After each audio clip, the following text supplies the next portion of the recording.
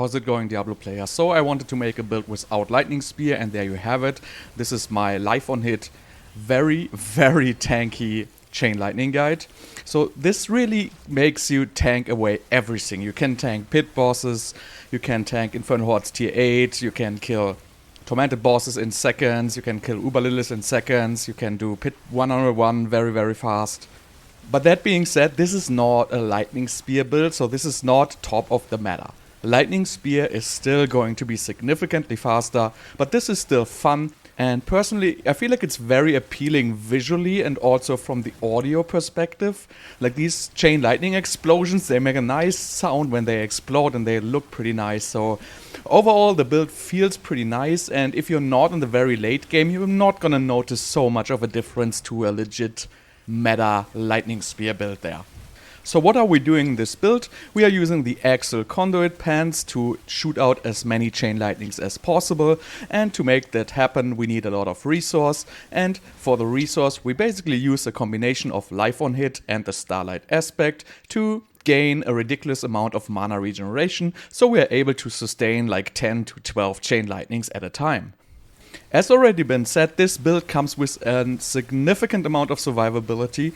We are taking advantage of everything in the build, which making us more tanky, which is first of all the life on hit itself gives us a very good amount of life leech, and then we have all the damage reduction from our lightning skill tree, we have our damage reduction from our charge bolts, and we also have a lot of damage reduction from our Paragon Board and items. For this guide we have an Uber and an early game version not requiring any Uber uniques whatsoever.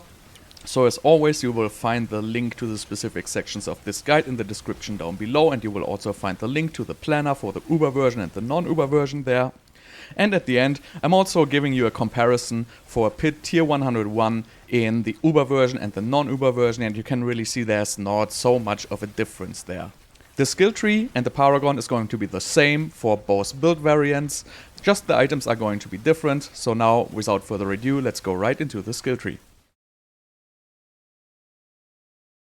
Alright, taking a look at the skill tree, we start with Firebolt for the Firebolt enchantment as always, and then we go into 1 point into Devastation, 3 points into Elemental Dominance, then we max out Chain Lightning into Greater Chain Lightning, we want to get the maximum DPS. We spec into Charge Bolts into Destructive Charge Bolts just for the extra 25% damage reduction. We really want to get as tanky as possible in this build. And then we again go for Teleport into Shimmering Teleport, again for the damage reduction. We max out Glass Cannon. We put 1 point into Ice Armor, into Mystical Ice Armor here, again for the extra damage to staggered bosses mainly, but also crowd-controlled mobs are pretty frequent in Infernal Hordes. Then I have just one little spare point here in Precision Magic. 1 into Align the Elements, 3 Mana Shield, 3 Protection. Then we go for Ice Blades into Summoned Ice Blades and Lightning Spear into Invoked Lightning Spear. Crowd Control really helps us a lot to pump out more damage in the mob phase of Infernal Hordes. Then we max out Conjuration Mastery. Then we go into 1 point into Indoor Flames and max out Devouring Blaze. And we just put 1 point into Static Discharge here just to pick up a little bit of Crackling Energy for our synergy with the Charge Glyph and the 15% extra damage. Then 1 point into Permafrost, 3 into Hoarfrost. Then Unstable Currents into Prime Unstable Currents just for the attack speed. And Coursing Currents into Electrocution for, again, even more damage reduction. And then last but not least, we choose with Mastery for even more damage and damage reduction. For the skills you have a couple of different options. I currently play Ice Blades and Lightning Spear on my bar. You can definitely choose either not to play Ice Blades, depending on how much cooldown reduction you have, and put Flame Shield instead of it. Or you could also remove Lightning Spear on your bar and also put Flame Shield instead of it. I feel like I don't need the Flame Shield because I'm freaking tanky and I have a lot of life leech, so I don't really play Flame Shield at all. But you can definitely play your Flame Shield if it makes you feel better and if it saves you from dying, for example, to those Infernal Hordes, other fiends like those Desecrators and stuff like that. And then we use Teleport. Again, in this build I play Raiment. It's not so much for the grouping of mobs, but it helps definitely a little bit. But mostly I just play the Raiment for the damage. Ice Armor is nice for getting extra damage to crowd control, it helps with mana regeneration, and it gives you a big barrier. You pretty much want to have it up all the time. Then Unstable Currents, for obvious reasons. First of all, it spawns extra lightning spears and extra chain lightnings, and it's also gonna give us more attack speed, and it's also gonna give us the damage reduction through the charge bolts, which is gonna be cast by it. And then main skill, obviously it's Chain Lightning. This is a Chain Lightning build. You want to spam Chain Lightning basically as much as possible. Yeah, you're gonna run out of mana once in a while, but that's okay. Just keep spamming. Don't be discouraged by that if you run out of mana. You can always put in the resource cost reduction elixir if you have too much problems with mana, but usually you should be just alright. And then for our enchantments, I choose Ice Blitz enchantment and Firebolt enchantment. If you want to do pits, you can definitely switch this to teleport enchantment and use different boots for the teleport enchantment, like for the evade cooldown reduction. But I feel like Ice Blitz enchantment gives me the most cooldown reduction on unstable currents and my conjurations, and it feels like overall the best I like to play it. So first I'm showing you the Uber version gear. This is for Infernal Hordes, tier 8 and high tier pit pushing. And don't try Infernal Hordes tier 8 if you don't have Uber gear. This is just not a lightning spear build, so it's just naturally much weaker. So we go for our Shaco here. It just feels like the cooldown reduction is necessary, the damage reduction helps a lot, and the damage is pretty nice. You can also go for Crown of Lucion, but it's a little bit tricky to get used to it with the whole mana regeneration story. Then we go for Raiment of the Infinite. You want to max out Glass Cannon or Intelligence. It really doesn't matter all that much if you hit Glass Cannon here or Intelligence. Both are pretty good. Just try not to hit the other ones. Then you can also, if you want to get really tanky, right? So I'm already very tanky. So I basically play Raiment because I get used to getting good damage with this. But if you want to get really tanky, you can either go for Soulbrand. The tankiness with this is absolutely nuts, but you're going to lose a little bit of damage there, right? And you can also go for Duriel Smite. This is also going to make you very tanky, but Raiment of the Infinite is going to net you the most damage. So if you can stay alive with Raiment, definitely go with the Raiment. Otherwise, one of these two is totally fine. I feel like the Soulbrand is even a little bit better than the Duriel Smite here. Then for our pants, you want to obviously get the Axial Conduit. I try to double crit damage reduction and one for resource generation. You can definitely get a second one to resource generation if you have troubles with resources and you want to try to have a high explosion damage on this item. Then the gloves, which I just for whatever reason skipped. So you want to have attack speed, double crit here, and you want to have crit chance, and you want to have ranks of chain lightning. Then you want to have chance to freeze, that is important. And you want to have my lousy min roll of critical strike damage, and we're going to play the conceited aspect on here. So if you want to make your gameplay a little bit easier, you can always throw the splintering energy, the lightning spear aspect on here. It's going to make your clear and the Infernal Horde significantly faster, but I specifically choose this to be a non-lightning spear build. Then for our boots, we want Asus boots with critical strike damage and as close to 40% as possible. The rest of the stats do not matter at all. For our weapon, mine is a perfect example how you not want to temper your weapon. So I'm getting these intelligence life per hit and critical strike damage ones. These are very cheap. You can actually pick these up for like 500 million on Diablo.trade. So don't tell me like, oh, this is like 3 greater affix. So this is actually not very expensive to get. I like got a lot of these and it's absolutely no problem. So you want to hit life on hit once and probably chance for chain lightning twice or chance for chain lightning once and critical strike damage once. Depends on your rolls there, but definitely you don't want to hit the intelligence here. And then we put the Storm Swell aspect on here, which is the strongest aspect we can play at this point. Then for our focus, we want to have intelligence, life for hit, cooldown reduction, and we want to again have Chain Lightning projectiles to cast twice. I double critted this and once critted cooldown reduction. This is pretty good, I guess. And we want to play the Lightning Rod aspect for even more Chain Lightning damage here. Then for our ring, we're gonna have intelligence, life on it, critical strike chance. Again, this is a 3 greater FX ring, which is very, very cheap. You can get these for less than 500 millions on Diablo to trade. Nobody cares about the life on hit. Nobody cares on the intelligence. As long as it's not lightning spear meta, you can pick up this stuff pretty cheap. And you wanna temper unstable currents, cooldown reduction, and critical strike damage. We put on the Starlight aspect here for not infinite mana, but it gives a nice amount of mana regeneration. And for the tempering, you probably want to hit unstable currents cooldown reduction twice, or maybe once, and critical strike chance twice, like somewhere around that. Depends how your unstable currents cooldown is going to work out. Then we play Ring of Starless Skies, double crit on attack speed, 1 crit on critical strike chance. This is just the best ring for this. It gives you 50% extra damage, it gives you 50% reduced mana cost, and on top of it, it even gives you core skills like hit chance. So the stats of this ring are just so good, you just have to play it with this build. And then last but not least, you want to have a Stormswell amulet here. And so about the Stormswell amulet, I have a double one here, Conjuration Mastery, Devouring Blaze. You can pick these up without greater affixes. So if you just pick up a 2/2, you can get these for like 500 million as well on Diablo to trade. These are not so expensive.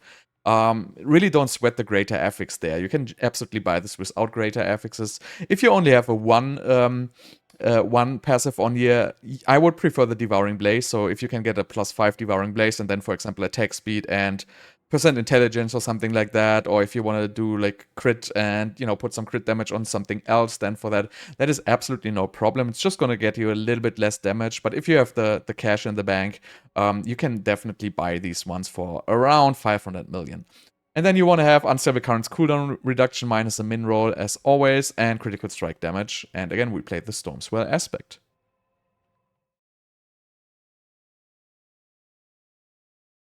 So here's the non-Uber version. I'm really using kind of basic gear here. I have a random helmet with a triple crit on cooldown reduction, int and mana per second. You absolutely don't need these cooldown reduction crits. It's completely useless.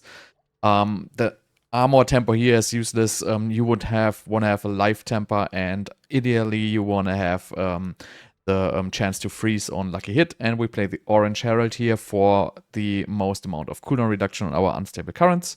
Then we just play again a basic chess piece. I have just greater affix int life on here.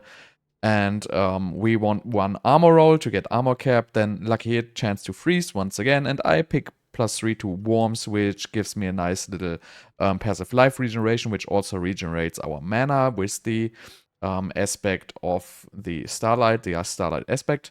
And we have the aspect of concentration on here for some extra damage reduction. You can absolutely play your Soul Brand here or your Raiment of the Infinite. I'm just using a basic armor here, so you can see it absolutely works fine. Then for your gloves, you want to have attack speed, chain lightning, crit chance, you know, get as much attack speed as possible. Again, chance to freeze and crit damage on here, and we play Conceited. Then for your pants, you have the Axial Conduit. Again, here, damage reduction is the most important. You should pick it up with greater FX resource cost reduction. It's super cheap to buy. Like, these really don't cost a lot of money, and try to get like a high amount of explosion damage here. And then we have Asus boots, just like before, aim for critical strike damage and a good amount of crit chance. Then for weapons, it's still the same. Yes, these are 3 greater affixes, but this will work without triple greater affixes just fine. And these weapons are really not so expensive. Again, you want to have int, life on it, crit damage, chance for chain lightning to cast twice, and crit damage. And we play the Shredding Blades aspect here for more damage. For your masterworking, you probably want to just hit critical strike damage and chance for chain lightning projectiles to cast twice. On our focus, same story. You want to have int, life on it, and cooldown reduction. And you want to crit the chain lightning, cast twice chance again, and obviously some cooldown reduction is always nice, and we play the lightning rod aspect here for even more chain lightning damage. Then for the ring, again, it's the same triple affix one. You don't need triple affix, just get int, crit chance, and life on it, and unstable currents cooldown reduction and critical strike damage. And again, we play the Starlight aspect here for our nice mana regeneration combo together with the life on it. Then I just play a basic Tarasha ring. You don't need to double crit this cooldown reduction. Cooldown reduction is not so important in this build. It's nice to have, but you don't need it. And as you can see, I don't even have a 20%. And we also only have 3 stacks in this build. And then on our amulet, I also switched this to a easier one, right? So I'm not using this double mastery one here. I'm just using one. So this is just a Devouring Blaze, crit chance, attack speed. This is a pretty basic amulet. Resource cost reduction, you don't even need on there. You can put pretty much whatever you want on there. You could put defensive on there, unstable currents, cooldown reduction. It's all really not mattering for this build. Resource generation is probably even the best you can get here. And we play the Storm Swell aspect. So as for the breakpoints, you really want to reach an attack speed breakpoint. If you look at the breakpoint table here, the highest attack speed breakpoint you can reach is technically 114.6 without going accelerating aspect, which is not recommended. And you can settle for a lower one like the 103.6 or the 94.4 even. That is absolutely going to be no problem. The build is going to work just fine. If you're struggling with resource, I recommend still use the elixir of resourcefulness too. This really helps you staying on top of your resource, and then you might opt for a little bit lower breakpoint like the 85.9. I wouldn't go too low in attack speed with this build because you're just gonna limit the number of chain lightnings you're gonna have out at the time. And then the other breakpoint really is just the critical strike chance you wanna have there. So as you can see, my critical strike chance is at 69.91 without Asus. So as soon as I dash, I go to 99%. So you want to go as close to 100% as possible. I would say everything upwards 85% is fine, but ideally you want to get 100% crit. For the Paragon, I play as defensive as possible. Since I don't have a lot of life because playing Raymond, I still want to be super tanky, and I am actually super tanky because we're going to have a shitload of damage reduction in this build. So I'm choosing the Tactician here because mainly we want to boost non-physical damage, which we are going to need for the Frigid Fate node, because we're not playing Tarasha Ring in this, and I haven't really found a good way to play Tarasha in this yet. Maybe I will find out, but right now I'm not playing it. That's why I want to bump as much as possible into non-physical damage so I can max up my Frigid Fate node. So we pick up all these life nodes here, put in the Tactician Glyph here for a maximum of non-physical damage. Then over to the next board, that's the Enchantment Master. We pick up the life and the non-physical damage nodes here. And then we put in our Elementalist here again to boost the non-physical damage as much as possible. Next board is going to be the Elemental Summoner. We choose this node to get a little bit more cooldown reduction on our conjurations. We put in our Charge Glyph for 15% extra damage, and we pick up the attack speed nodes, and these maximum mana nodes here really help with staying on top of your resource while burning all your mana essentially into chain lightnings. Next board is going to be Burning Instinct. We just put our Destruction Glyph with 39 here. I really don't want to spend these extra 4 points just for the little bit of critical strike damage because I really need the points elsewhere. And we pick up the damage reduction nodes over here. Next board is going to be the Frigid Fate. As you can see, I'm maxed on Frigid Fate. Well, I'm at 59%, but I'm pretty much maxed. And we pick up the extra damage reduction here, and we put in our Enchanter Glyph here. This is basically the non-fizz damage we need to max out our Frigid Fate node. And then moving over to the next board, that is going to be the Ceaseless Conduit. We just picked this for the Exploit Glyph and another 10% damage. Then we move over to the next board, which is going to be the Static Search. We put in our Flame Feeder Glyph here, and we pick the Static Search. Now, this is really required for this build to work. Since we have a lot of resource cost reduction from our Ring of Starless Skies, this triggers on almost every Chain Lightning cast. So this really, really helps us staying on top of our mana because it gives us 10% and we have like 300 mana pool. So this really gives us 30% plus all our resource generation for conjurations and stuff like that. So this really works great in this build.